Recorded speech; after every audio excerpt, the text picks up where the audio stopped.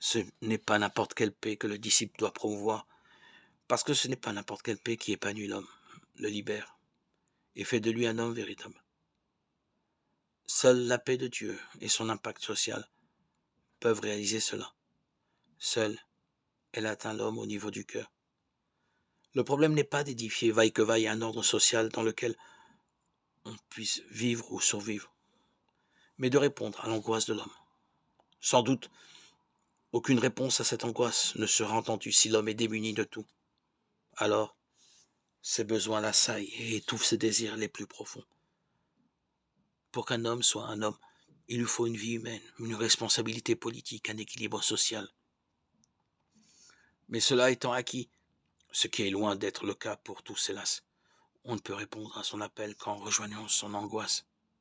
Angoisse devant le problème de la souffrance, devant sa destinée, peur de l'autre, de la vie en société. Toute réponse qui n'atteint pas l'homme à ce niveau ne résout rien. La réponse de Dieu est unique, qui fait part d'un projet de miséricorde. Elle seule est de nature à combler le cœur de l'homme et à l'établir dans la paix.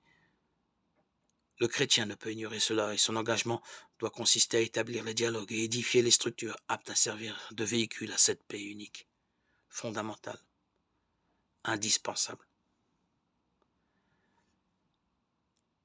Pour accueillir cette paix, il importe que l'homme soit pauvre, qu'il ne mette pas sa confiance dans une idéologie, qu'il relativise l'importance de toute structure.